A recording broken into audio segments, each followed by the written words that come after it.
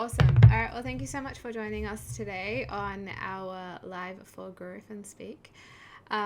We are joined by Awale today, who's going to be one of our features for this Saturday. We're super excited to see what words you'll bring. Welcome. Thank you for joining us. You're welcome. Thank you for having me. I might jump right into the questions if that's Yep. okay with you. Yeah, Uh, that's okay. the first one is one that we ask everybody. Everybody gets asked this question. So, Mhm. how would you describe yourself as a poet? Tell us a little bit about your spoken word journey. Uh, I would describe myself most and foremost as a storyteller before I'm a poet, because I'm originally from Somalia, and in Somalia I grew up listening to my grandmother's stories like when I was young, Mm. and so I grew like a special fascination with stories, and also like we are a poet society in Somalia. But the thing is, I was unlucky to I didn't grow up like reciting some poetry in Somali, but I grew up in Saudi Arabia, so I grew up listening to Arabic poetry in general, and I really loved it because I don't know, I was I didn't speak any Arabic when I was like 5 years old.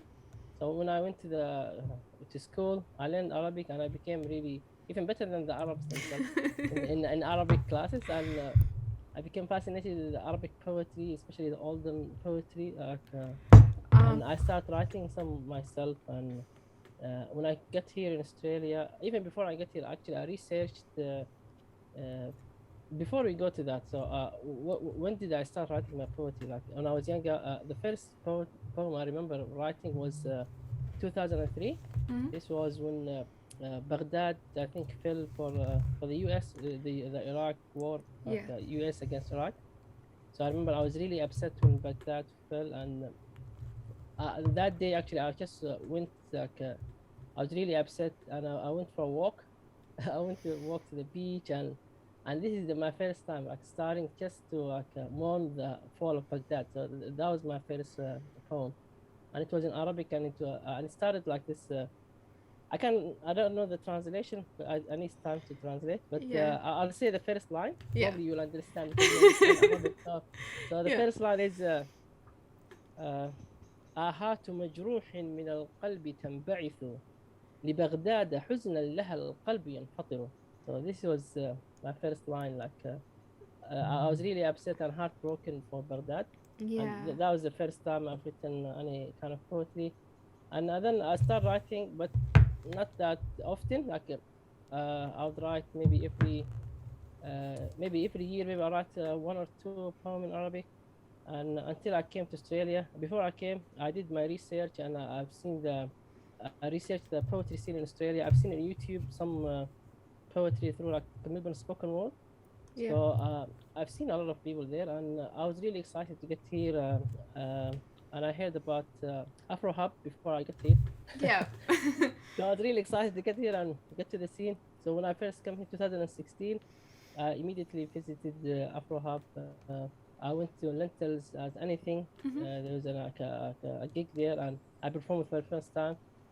What I did perform was a translation of one of my poems, which was a poem, a love poem I've written for someone.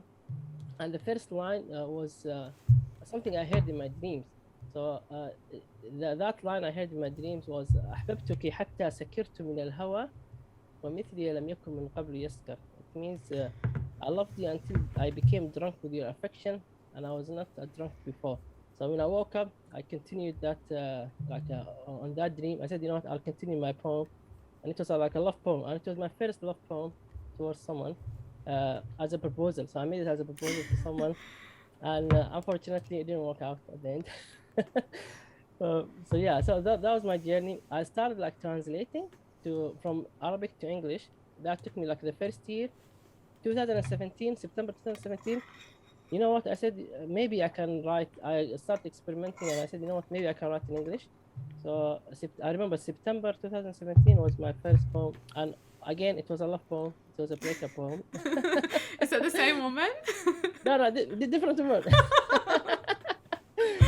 I think love is a motivation to write, and it was a great motivation. So that was my beginning writing in English in 2017, September 2017. since then I've been writing, and usually I write when I experience something, depending on my experience.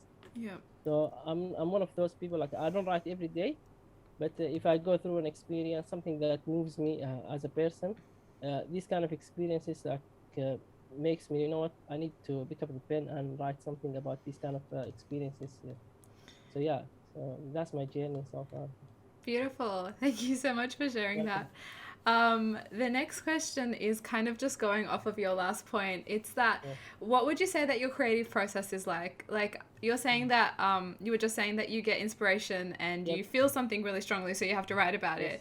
But in terms of actually writing the poem, do you feel like you already have something in mind and you write it out, Mm. or do you feel like maybe you start writing and you just let the poem go where the poem goes? Mm. Actually, I write in one set. Like if it comes, it comes. If it doesn't come, like I don't do it in like installments. Yeah. Usually, like okay, I feel strongly about something, then I need to go to a quiet place or maybe go for a walk Mm.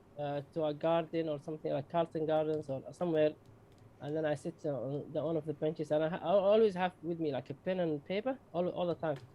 So just keep it handy, like whenever like the inspiration strikes, and then if the inspiration comes, I'll finish in one setting. Like it will take me maybe an hour, half an hour, whatever, like how much time Yeah. it will take during that creative process. And also I'm a visual person, so I need to keep walking around, like looking around, and also building on my imagination, on my past experiences as well.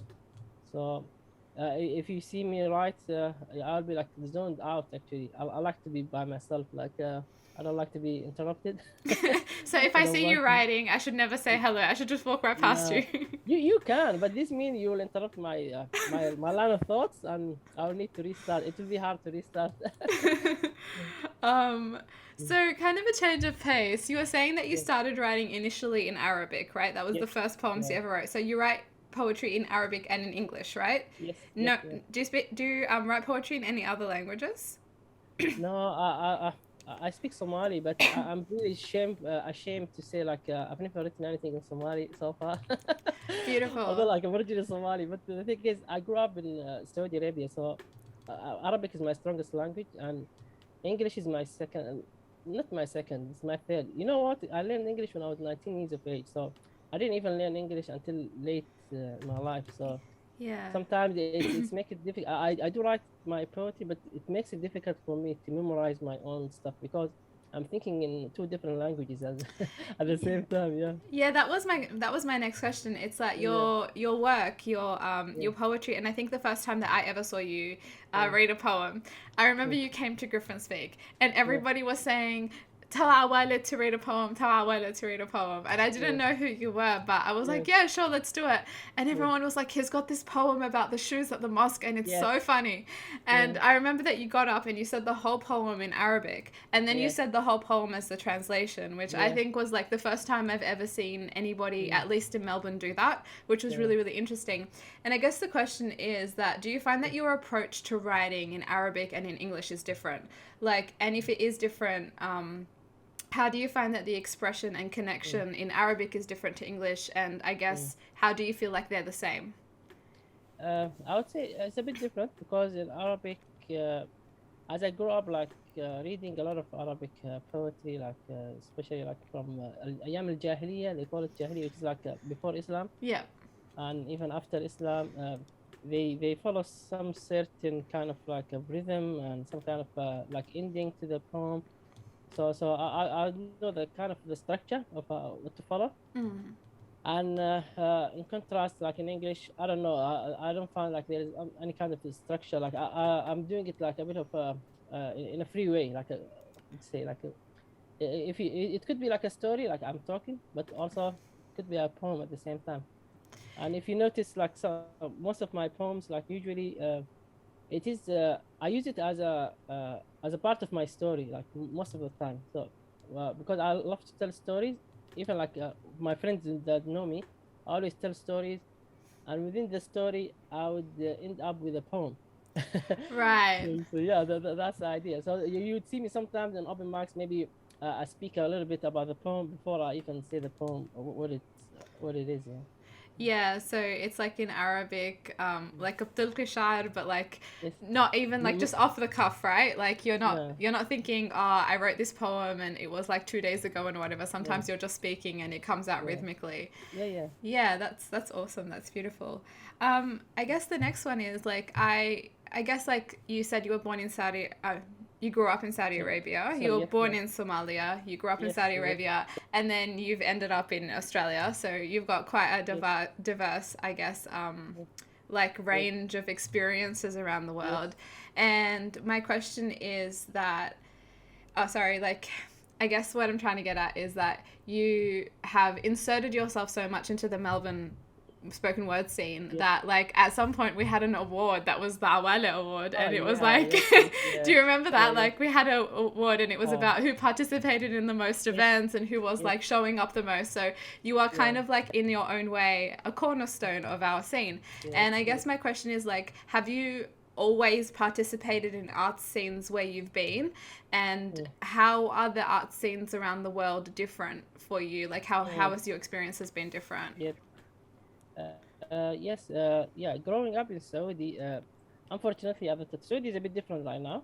But at that time, when I was in Saudi, there were not many events going around like about like poetry or storytelling, or like I felt like okay, I didn't have any kind of a scene that I can engage with, and I can participate with. So usually it was just about the school, so just in my school. So that's the only about time where I can like maybe participate.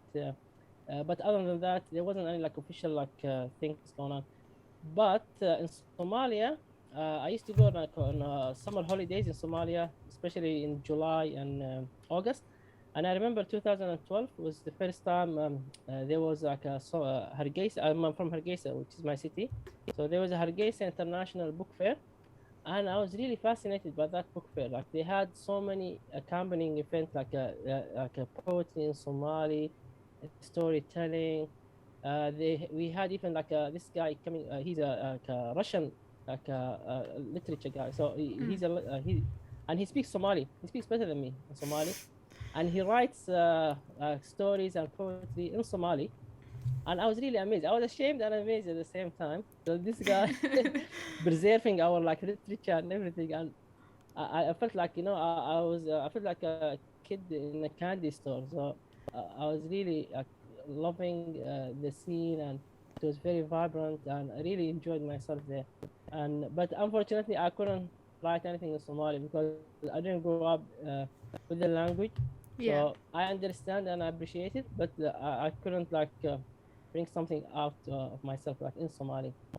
But in Arabic wise, because I used to read a lot of Arabic stories and this and Arabic poetry, I felt like I had the means to write in Arabic, although I didn't have an audience in Saudi Arabia at the time. Yeah, Yeah. and now in Melbourne there is an Yeah. audience, and And one thing I love, you know why they did the Awale Award thing? Because I just I wasn't thinking about the award than anything. When they did the festival, the Spoken Word Festival yeah, 2018, I just loved it so much. Like I felt like a kid in a candy store again. So that was yeah, the same feeling I had in Somalia at the book fair, where every day there was an event, and I saw a lot of people like, especially the open micers, like some of them like nervous. They want to get up on the stage, but they just need a little bit of a push yeah, and a little bit of appreciation. And one thing I go by is like if I see someone who's doing something great, I tell them, you know what, you're doing something great. You're amazing. Even to the buskers in the city, I walk in the city, and if I see a busker singing, I tip them. I follow them on Instagram. I tell them that you're doing amazing. So if you feel like if you see something great, just acknowledge that and let the people know that they're doing something great. So people like they are lacking this kind of appreciation, So yeah. yeah. You bring up such a like valid point too, because it feels Mm. like often like obviously writing on the page is one thing, but when Yeah. you read on the stage, you Mm. are kind of like interacting with your audience. So Yes. when you go up to somebody and you say to them like, oh, I was in the audience and I really, really liked what you did Mm. today with those Yeah. words and stuff, I guess like that encourages them to come back, and Yes. that's what creates community. Yes. And yeah, like that's just a really interesting thing. Like maybe if we all, every Mm, time we went to a mm, poetry event, we thought yeah. like with the intention of, if I see someone on the mic that I like, I need to go Mm, and tell them, then I yes. think we would have a lot more interaction and cohesion Yes. in our communities. And I think that's really awesome Yeah. advice and a really cool point that you brought up. And a lot of like the amazing friends that I've made actually in the Melbourne scene. I've met them at the poetry gig. So always I meet people at poetry, and I made a lot of good friends. We have been friends for years now. So keep going to the open mics and meet people. I can interact with them, talk to them, and encourage them. Yeah. Yeah, beautiful. So the next one is that, you say that artists are the true guardians of our creativity, childhood spirit, and Yes. imagination. Can you just tell me a little bit more about that? Oh, you don't get me started. Because you know what, I feel like when we are born kids, like we have this curiosity, and and we are always amazed by everything.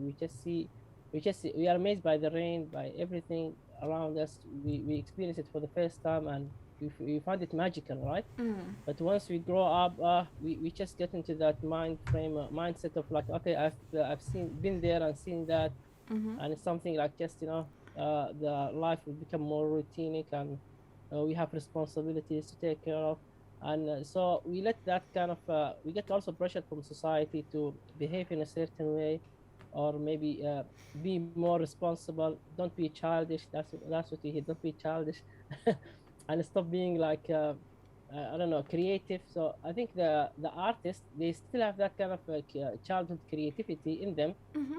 and when we see that, it brings back some kind of beautiful nostalgia and memory, while we're seeing these adults preserving that childhood imagination and curiosity that we couldn't keep, like or most people, they couldn't keep up, like growing up.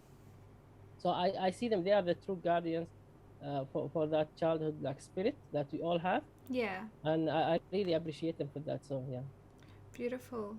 Mm, So speaking of, I guess, creating art and being mm, an artist and all of these things, yeah. you have a chapbook coming out, don't you? Yes, yes. I'm working on. Actually, I do have a copy of it here right now. I'm just Oh my working on god, it's an it. exclusive copy. Uh, Yeah, it's called Words of a Nomad. mm. So I'm just working on it at the moment, and yeah, it's just in the editing process at the moment, and hopefully it will come out soon. Yeah. Yeah, so what should we expect from it? What kind of poems are we looking at? It's just a mix. Actually, I would shout out my friend Macho. I Yeah. have a friend called Macho, and Macho, he's the one who said, you know what, let's sit down one day. And he brought his laptop. He said, you know what, let's sit down and put this chat book together. I said, all right, no worries. Okay. I bought him like tea. We kept drinking tea. We went to this Yemeni restaurant in the city, so on Carlton at Lygon. So we kept eating ma'soub and drinking tea, identity, and Yeah. at the same time, like just putting all these things together. And it's mostly like it will be like collection of some 20, around 20 of my poems, Yeah. mostly in English. There will be one or two in Arabic, Yes. but yeah, mostly will be in English, and it will cover different themes about like detention centers. It will cover about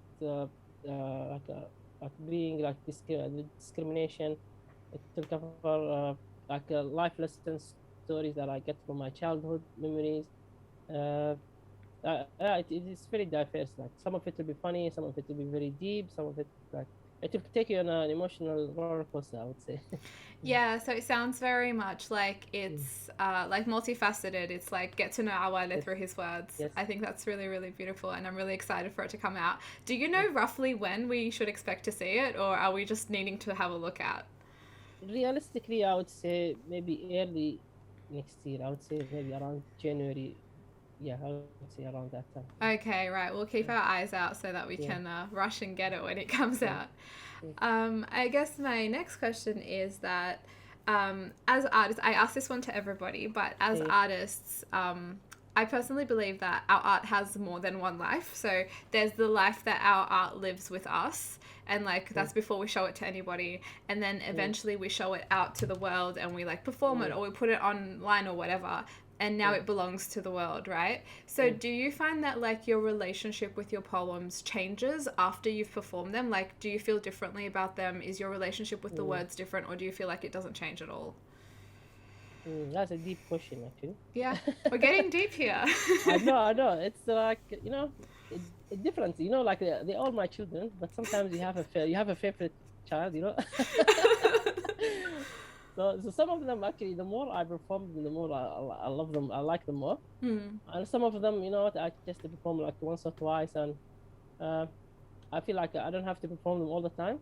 Yeah. Depends also like on the vibe. So what I used to do, like usually when I used to go to open mics, I used to have in mind, what, I want to perform like one poem. Mm. But when I go there and I see the vibe and maybe listen to the open micers before me, so I might get into a different kind of like a mind state. So then I'll change my plans based on that, and All I right. will perform something else. So I'm always like keeping myself spontaneous based on the moment and how I feel about the moment.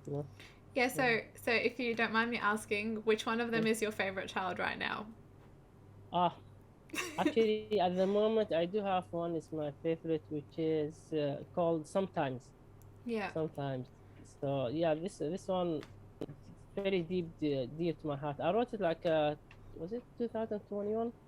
The good thing is I keep like when I wrote my poems, so I know when did I write them and where and what time, between what time and what time. So I keep track of that, and it's somewhere here. I did write it, I think 2021 March, and I was at Carlton Gardens at the time Yeah. when I wrote this poem, and it's about like sometimes like I feel like a bit low because life situation and all that kind of stuff, and I remember how I used to be like a child, like free of any concern or anything like that, and how life brought us down, but also keeping the hope at the end of achieving our dreams, and like it's really it speaks to a lot of people, not just me. Yeah. So I feel like it will be really deep one. I'll share it on Saturday. So it will be Oh, I'm will be on the excited. yeah, I'm so excited to yeah, meet your favorite child. yeah, So, given that your work at the moment, not quite yeah, yet, but at the moment yeah, exists on the stage mostly, but it's yeah, going to also exist on the page. So, yes, we're going to have like your work tangible in January. yes, yeah, Do you find that there's differences in the process of like writing for a live audience versus writing for the book, or is the book mm, just compiled poems that you usually perform on stage, or is there like an editing process to make them more yes. page-ish? Yes, yes, there is that. So I had to take out some lines. Just some of the lines I usually perform it's for the stage. Yeah.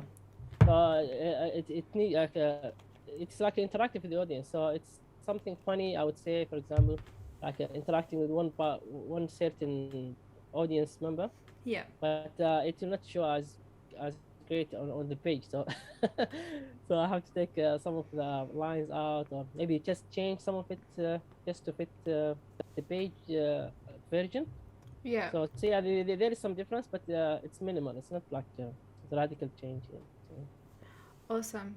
Yeah, mm, I found that like writing my first chapbook, mm, I almost like just transcribed them and then yeah, realized that like poems that you perform on the stage, they work yeah, well because a lot of it, even if like you're not being interactive, it yeah, still yeah, relies on like people saying like having a reaction to this line, yeah, or yeah, people clicking for this line, or people like going, oh yeah, yeah, for that line. But on the yeah, page sometimes you look at it and you yeah, think, yeah. oh, that looks so wrong, and you just I have to know. rewrite the whole thing. Yeah. But yeah, it's a really interesting learning Mm, experience when you have to change your poems from stage yeah, poems to page yeah. poems and Yes. change the vibe. Mm, Yeah. The next one. Basically, I think you've already answered this a little bit, but where do you yeah. draw? Where's your main inspiration for your art coming from at the moment?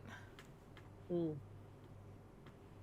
I would say like most of my inspirations come from interacting with people in general, like especially strangers, people that I meet for the first time. So and I see like I try to talk to. I'm very well known of by talking to strangers. So I go a lot to the city. I used to go a lot, not this year after COVID. I'm trying to get back to that, but I used to go like every weekend, all the time, just walk in the city, have a chat with random people, like to the buskers, to the strangers. If I Yeah. see something, I don't know, I have this kind of, I would say, emotional intelligence, where I know like if the person is willing to talk, Yeah. so I'll just approach them, and I'll say if they are willing to talk, then could have a chat. And actually this will be my second work I'm working on, which is like stories of strangers that I've met in Melbourne or around the world. Yeah. That's not a poetry or anything. It's just stories of meeting strangers and chatting with them, and like having we talk not just about the weather and like a chit chat. It's about more of the deep stuff in the world, and I would say always like we think we are different from the outside, but if we really sit together and talk with each other, we find that we have so much in common, Mm. and we all have same hopes, same dreams.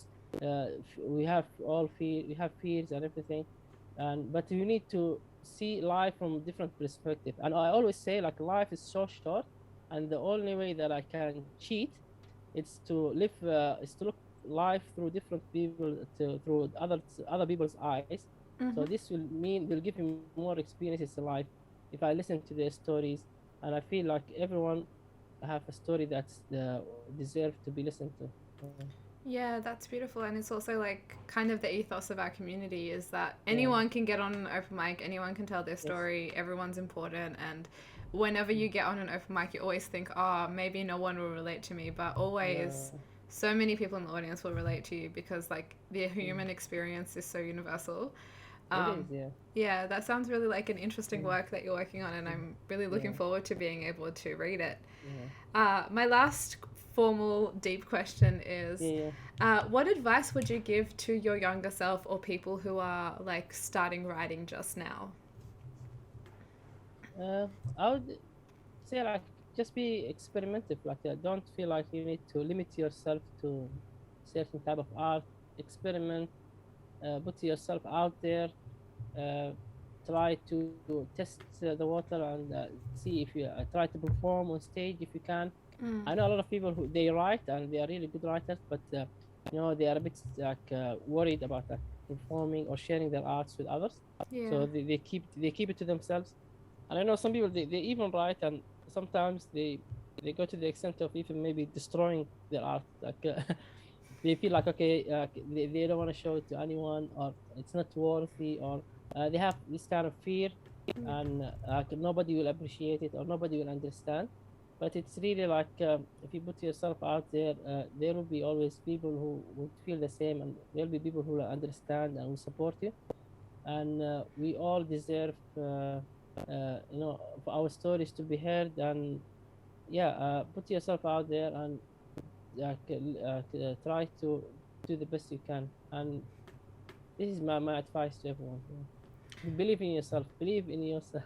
See, look at me. Like I never spoke English unless I spoke English when I was 19. I learned it from friends, watching friends.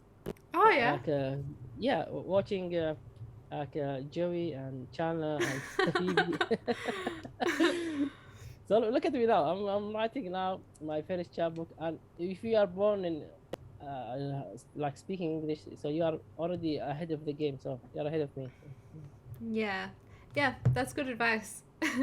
Yeah. Now we're at the point in the interview where you pick three Mm. random numbers for me, and I will ask you the questions corresponding to those numbers.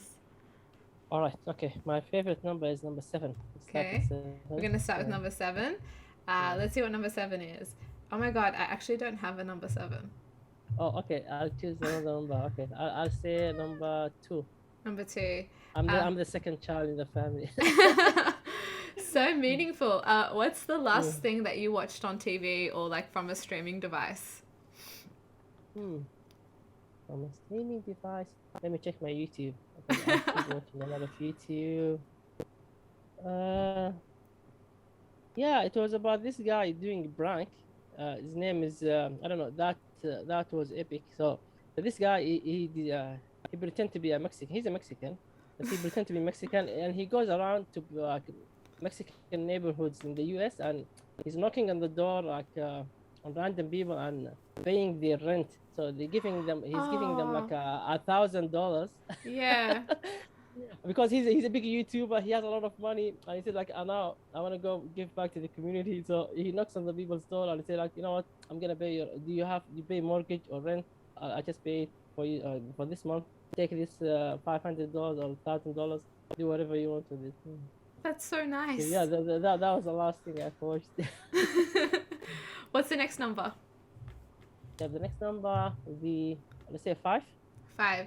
Would you rather be an expert on one thing or pretty good at many things? So do you want to be like, I guess like master one trade or kind of be a jack of all trades? Nah, I want to be good at so many things at the same time. Yeah. Even if I'm not the master of that one thing.